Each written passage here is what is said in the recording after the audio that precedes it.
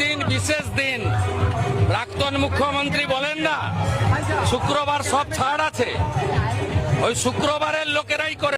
দেশ ভারতবর্ষ, এই ভারতবর্ষে গণতান্ত্রিক অধিকার আছে আমার অন্যায়ের বিরুদ্ধে প্রতিবাদ করার, আমার অধিকারের জন্য লড়ার আমার ক্ষমতা আছে, আমার অধিকার দিয়েছে আমার গণতন্ত্র। আর আমি যদি সেই লড়াই করতে যাই আপনি আমায় কি বলবেন? দেশদ্রোহী। আপনারা দেশভক্ত আর বাকি সবাই দেশদ্রোহী। আপনার অন্যায়কে যে অন্ধের মতো অন্ধ ভক্তের মতো মেনে নেবে সে দেশভক্ত, আর আপনি অন্যায় করছেন সেটা দেখে যদি আমি প্রতিবাদ করতে যাই তাহলে আমি দেশদ্রোহী, আমি জেহাদি।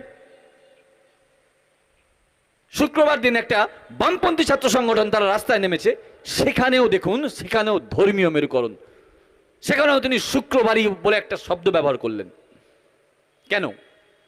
শুক্রবার সপ্তাহে 7টা দিনের মতো আরেকটা দিন। আপনি কি বোঝাতে চাইলেন শুক্রবার বলে? আরে এই শুক্রবারই তো আগের দিনে জগন্নাথ দেবের রথযাত্রা হলো, এই শুক্রবারেই আমার মুসলিম ভাইরা আমার নামাজ পড়েন, এই শুক্রবারই রথযাত্রা হলো। তাহলে শুক্রবারকে কি স্পেশাল দিন আপনি দেখাতে চাইলেন? কাদেরকে টার্গেট করতে চাইলেন? কোনো এজেন্ডা নেই।